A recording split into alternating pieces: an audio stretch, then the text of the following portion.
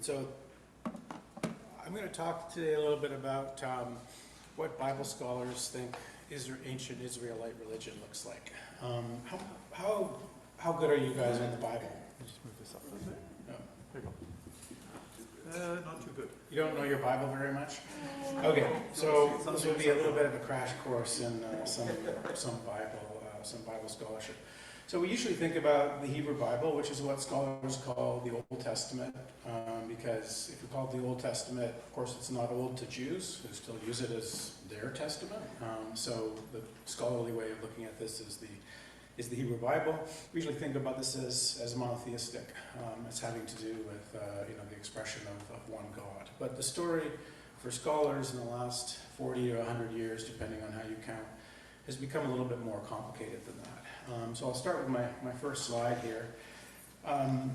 Scholars today think that the ancient Israelites worshipped a pantheon of gods, that the ancient Israelites were pantheons, basically like all their forebears and all their sort of neighbors. So on one hand, this is kind of obvious stuff because you have various moments in the Bible, like the couple of quotations that are behind me, in which God says to the ancient Israelites, look, you're not allowed to worship other gods. And what that obviously seems to imply is that there actually are other gods and that there are options for the Israelites if they're interested in worshiping different deities, in the ancient Near East. But that Yahweh in particular, as he says here, is a jealous God. And his very name is jealous. And so he wants to have this special relationship with the Israelites, and therefore they shouldn't worship anyone else. So implicit in the Bible, if you just a sort of surface reading of the text, is that there does seem to be these other gods that are available. Scholars sort of went beyond that, though, and think about the way in which the biblical text also seems to contain traces that may be of the ancient Israelite pantheon that once existed. Amanda, if you'd mind to go to number 2 now. So there's a couple interesting passages that scholars see now as sort of containing the traces of an ancient Israelite pantheon, in which the ancient Israelites recognized a group of gods to whom they would give worship. So in this one, we have the ancient Israelites, this sort of a prayer in Deuteronomy 32 seems to suggest that there's a kind of divine council in which Elyon is the Most High God, and he divides up humanity. And the sort of traditional way of looking at this is that each nation gets its own special god, sort of patron deity. So that there's a high god called Elyon, and then when he divides up the nations for across the world, according to his 70 sons, his 70 deities, sons and daughters, that they each get a patron deity. And Yahweh, which is the name for God in the Hebrew Bible, becomes Israelites' patron deity. So this seems to recognize the existence of a divine council, but also a plethora of different kinds of gods. This is the picture that then gets threatened in Psalm 82, which is the other quote behind me, in which Yahweh seems to come before the pantheon, where the Most High Elyon is ruling, and threatens the other deities with destruction. The next slide, please. This seems to be also maybe a kind of implicated picture in the book of Exodus, which is when God reveals himself to Moses. And also seems to sort of say that the ancestors of the Israelites, Abraham, Isaac, and Jacob, never knew me by my real name, Yahweh. They knew me as God or Elohim, but God didn't reveal his personal name to them, at this time. So there seems to be various biblical passages that scholars have latched onto these days that seem to recognize implicitly that at one point in ancient Israelite religion, there was a pantheon of deities, and that you can kind of see a little bit of the outline in which there's a head god called Elyon or El Shaddai or Elohim, and then there are a range of deities underneath them, one of whom is Yahweh. And so this has interested scholars. If we go on to screen 4, we can see that this picture became more kind of complex with the discovery of the ancient city of Ugarit, which is on the coast of modern-day Syria. If you've ever heard of like the Dead Sea Scrolls and the Nag Hammadi Library, these were 20th century discoveries that kind of rearranged our understanding of both the New Testament, but also what ancient Judaisms looked like at the sort of turn of the first century BCE. Ugarit did the same thing for our understanding of the Hebrew Bible. This was a city in which seemed to have been buried around, sacked around 1400 BCE. And we discovered various clay tablets that told the story of the Canaanites, what the Bible calls the Canaanites. And we learned scholars learned a lot about what Canaanite religion looked like around the time that the ancient Israelites were forming. We move on now to screen number 5. Ancient Canaanite religion, as revealed in these Ugaritic clay tablets that had been preserved. And the reason the city was found at Ugarit was a Syrian farmer was plowing his field one day and he hit a stone.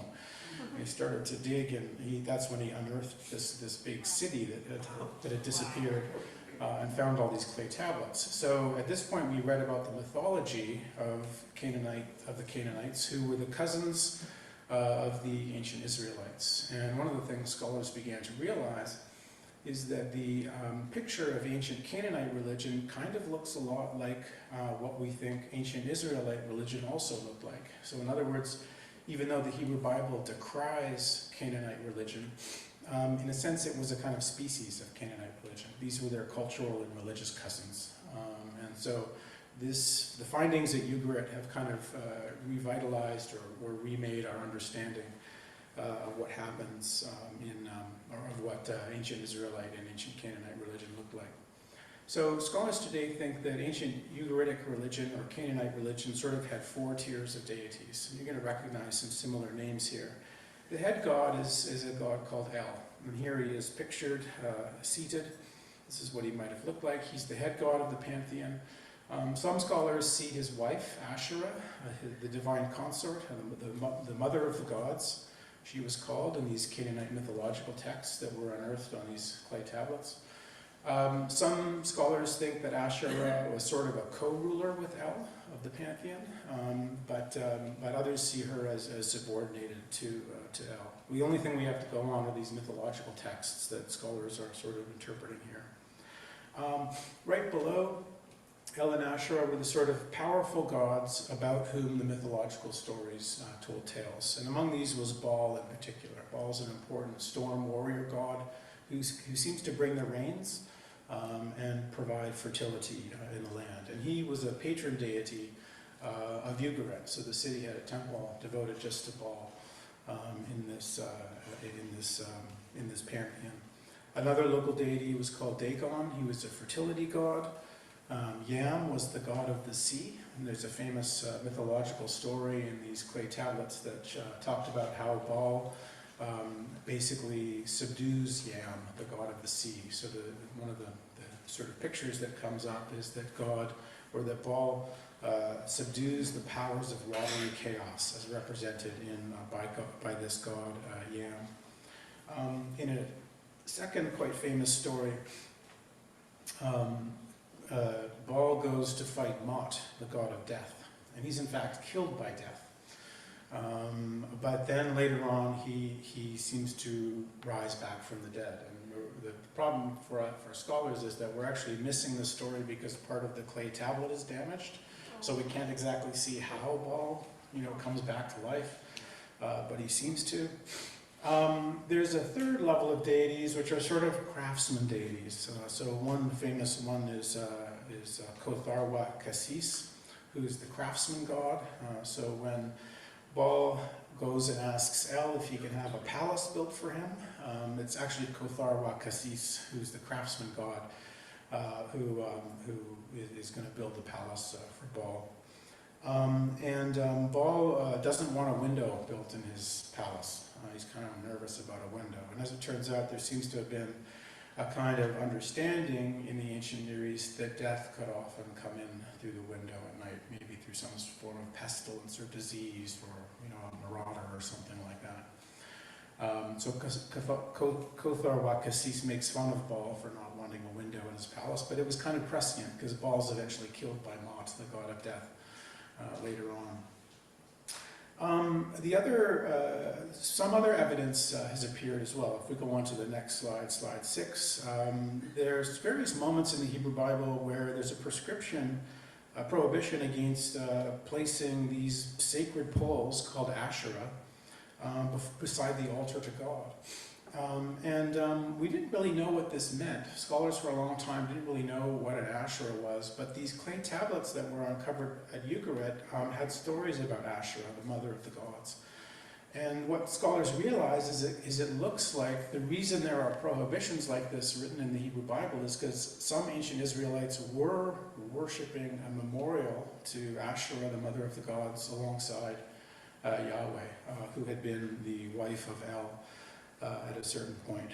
If we move to number 7, other evidence, archaeological evidence came from a famous fragment of a clay jar at an uncovered Israelite fort from the late 9th and early 8th century BCE at Kuntalet Ashrud,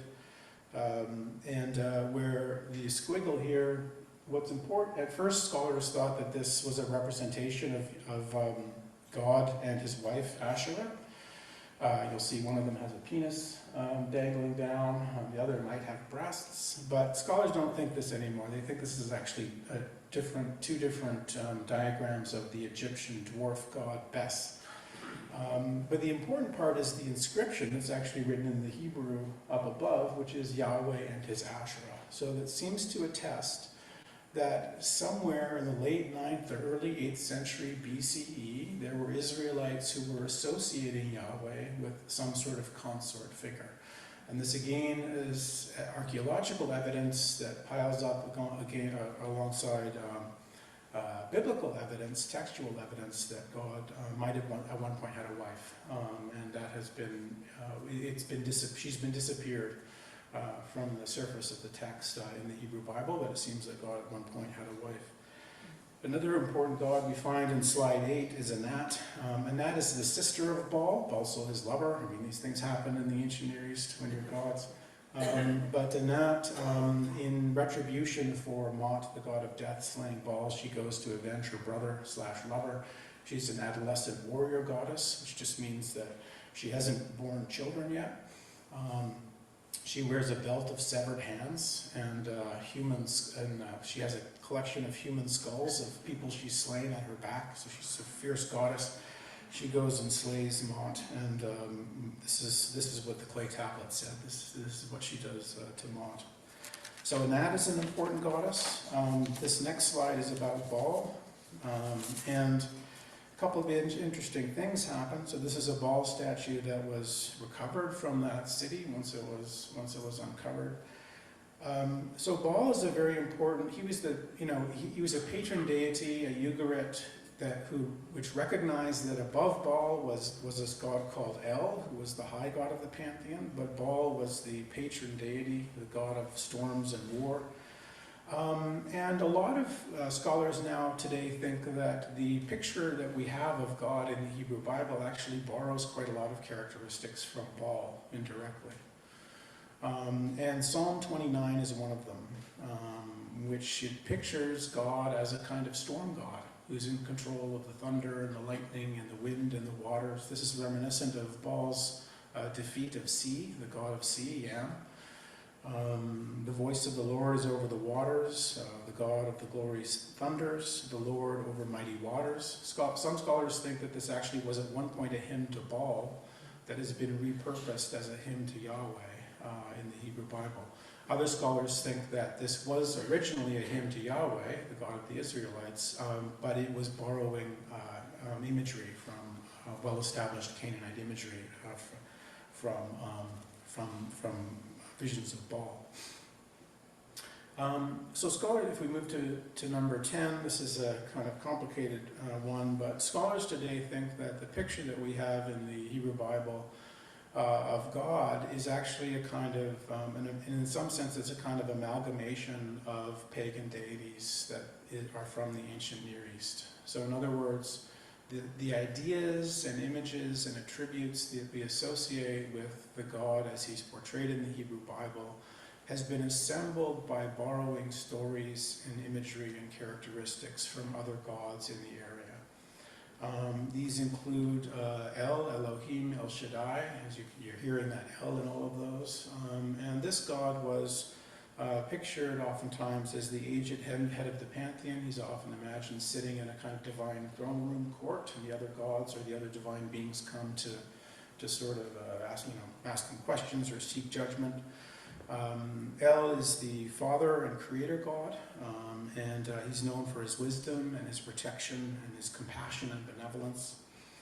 He's also the family god. He's in charge. One of the things the Bible sometimes says in its stories is that God is in charge of opening or closing wombs. Wives of the patriarchs, for instance, Rachel and Leah, they get pregnant or not based on this sort of capacity that the God has to create fertility and family lines, especially. So this El repertoire is that he's the god of the patriarchs, and he's often pictured as with a bull. So there's bull imagery, which conveys his strength, his sense of strength. On the other hand, there's also Yahweh and Baal imagery. The thing that we don't know very much, the problem is that we don't know very much about Yahweh. He seems to have emerged from the south, and he merges into the highlands, the Israelite highlands. We don't know what he looks like before he borrows from the Baal imagery and Baal repertoire. So he's pictured oftentimes as the divine warrior and the national patron deity. It's not El who will go to war on behalf of the nation, but rather that's Yahweh's. That's rather Yahweh's job. He's pictured as a storm god like Baal, the rider on the clouds. Both Baal and Yahweh are called rider in the clouds in the Bible and in the Ugaritic text, those clay tablets. He's tied to the monarchy and the royal ideology, in which God of Israel kind of subvents or secures the Israelite throne, and he absorbs Baal characteristics. So the ancient Israelites seem to have had a pantheon like the ancient Canaanites, in which El was at the top, and then for the Israelites, instead of Baal being in the second position, it was Yahweh who was in the second position. But Yahweh had absorbed these characteristics already from Baal. Moving to the 11th slide here, we've got 12. Later on, after the pantheon of Israelite deities had been contracted into a single god, this is when monotheism develops. It might have been around the 6th or the 5th century BCE. Much later on, other theological problems and historical traumas for the Judeans caused them to want to re-expand the pantheon. And some of the imagery that comes here are two thrones in heaven. And so we see in the book of Daniel, which was probably written in the 160s BCE, an Ancient of Days, that is an El-like figure, is the god of the pantheon, and presented to him is one like a son of man, a sort of junior deity, also arrives on the clouds, and he's presented. So the ancient imagery of El and Baal and then El and Yahweh sort of gets reprised, is this second throne in heaven as supreme God seems to have a junior deity who is put in charge to rule. And of course, this is what the gospel writers, when we get to the New Testament, would consider Jesus to be the Son of Man.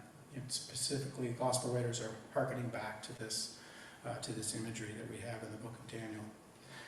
The last slide here, in Apocalypse, this is the sort of development of the apocalyptic worldview, which I think entails a re-expansion of the deity that would allow for a junior deity, which is what Jesus would be, but also the kind of retreat into sort of what James Crenshaw calls a semi-polytheism with the invention of Satan. So one of the interesting things you could do when you read the Hebrew Bible is you realize that there are these sort of archaeological layers. Different texts were written at different times. So there's not really a character of Satan in the Hebrew Bible. He's a character in the New Testament, but he's not a character in the Hebrew Bible. But during this time period, in order to try to figure out, why are these terrible things happening to the Judeans, one answer is that God is a cosmic archenemy. He has different names in the Hebrew Bible and other parabiblical texts around that time period, but the New Testament will come to call him Satan. This is a way of thinking about of answering the problem of suffering. Right? Why are terrible things going wrong? Well, it's not actually God that's causing them. He has an arch enemy called Satan. But this also produces a kind of polytheistic worldview. In some sense, you could say Christianity, traditional Christian theology today, is a kind of quadritheism, in which you have the Father and the Son and the Holy Ghost, but also the figure of Satan, who's an evil god, to whom we can attribute terrible things happening. Okay, that's 20 minutes. I think I'm going to stop there. Thank you for having me.